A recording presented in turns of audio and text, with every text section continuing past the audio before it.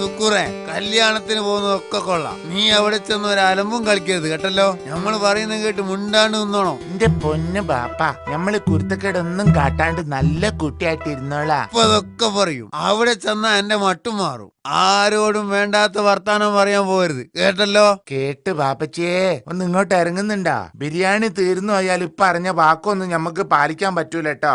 അലമ്പിന്റെ അപ്പുറത്ത് അലമ്പായിരിക്കും. പിന്നെ ഉള്ള കാര്യം പറഞ്ഞേക്കാം. പടച്ചോനെ, ഈ പഹയൻ അവിടെ എത്തുന്നതിന് മുന്നേ ബിരിയാണി തീർന്നു പോവല്ലേ. നമ്മളെ മാനം കാക്കണേ. വാടാ വേം വാ. ബസ് കിട്ടിയില്ലല്ലോ, ടാക്സി പിടിച്ചെന്നെ പോവാ. വേം വാ.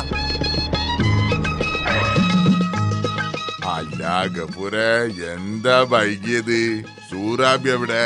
സൂറാബി ഉമ്മ പെറാൻ പോയതാ. മിണ്ടല്ല സൈത്താനെ. ഓള് പോലില് പോയതാണ്. 2 ആഴ്ചത്തെ ഒരു ബിസിനസ് ടൂർ.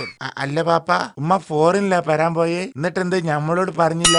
എന്റെ പൊന്നു സുക്കൂറെ, ഇതാണ് നമ്മൾ എന്നോട് പറഞ്ഞത് എനിക്ക് വാ തുറക്കരുതെന്ന്. കേട്ടല്ലോ. എടാ, എന്റെ ഉമ്മ പെറാൻ പോയി എന്ന് പറഞ്ഞാ കുറച്ചിലല്ലേ. സോറി പാപ്പ, നീ ഞമ്മള് മിണ്ടൂല. പാപ്പ, നമുക്ക് ബിരിയാണി വിളമ്പുന്ന പന്തലേക്ക് പോവാ.